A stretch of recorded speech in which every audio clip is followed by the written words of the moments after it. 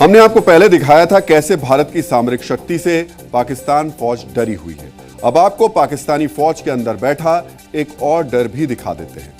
पाकिस्तानी सेना को पता है अगर भारत ने बड़ा युद्ध छेड़ा तो वो दो पार्टों के बीच फंस जाएगी।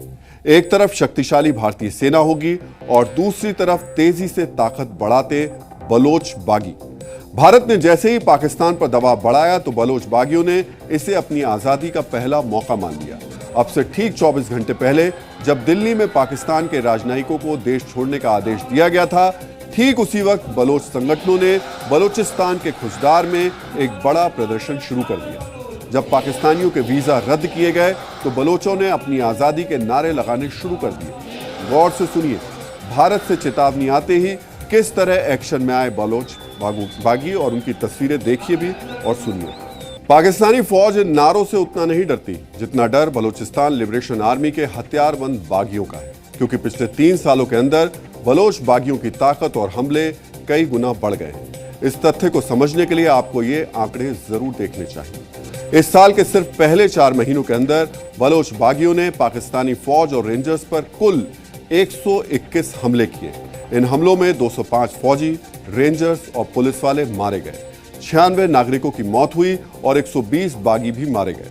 बलोच बगावत शुरू होने के बाद यह पहली बार है जब मौत के आंकड़ों में पाकिस्तानी फौजियों का आंकड़ा बलोच बागियों से ज्यादा है। बलोच बागियों के हमले में सबसे ज्यादा चर्चित रहा था वो ट्रेन हाईजैक जो पाकिस्तान के इतिहास में पहली बार हुआ था। 11 मार्च को बलूचिस्तान के सीबी में बलोच बागियों ने जफर एक्सप्रेस को हाईजैक कर लिया था। 3 दिन तक ये ट्रेन बलोच लिबरेशन आर्मी के लड़ाकों के कब्जे में रही थी। इस हाईजैकिंग में बीएलए के 33 लड़ाके मारे गए थे। पाकिस्तानी आर्मी ने बताया था कि 18 फौजी भी मारे गए, लेकिन बलूचिस्तान लिबरेशन आर्मी का दावा था कि 100 से ज्यादा पाकिस्तानी फौजी मारे गए।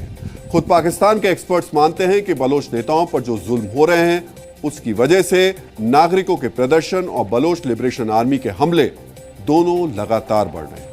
भारत की तरफ से युद्ध छेड़ने का डर, बलोच बागियों की अचानक बड़ी सक्रियता के साथ ही साथ एक और फैक्टर भी है जो इशारा करता है कि जल्द ही पाकिस्तान के टुकड़े हो जाएंगे। ये फैक्टर है पश्तून बागियों का, जो खैबर पख्तूनवा के पाकिस्तानी फौज पर रोजाना हमले कर रहे हैं। पश्तून बागियों ने किस तरह आसिम मुनीर की फौज को चंगुल में दबोच रखा है, ये समझने के लिए डीएनए की इस रिपोर्ट को थोड़ा गौर से देखिए। टीटीपी यानी तहरीक-ए-तालिबान, वो बागी गुट जो पाकिस्तान से खैबर पख्तूनख्वा को अलग करके आजाद पश्तूनिस्तान बनाना चाहता है। इस तहरीक-ए-तालिबान को पाकिस्तानी फौज ने ही खड़ा किया था, लेकिन आज ये टीटीपी पाकिस्तान से मुक्ति चाहता है। पाकिस्तान में टीटीपी की सक्रियता उस वक्त बढ़ी जब साल 2021 में तालिबान ने काबुल पर कब्जा कर लिया था।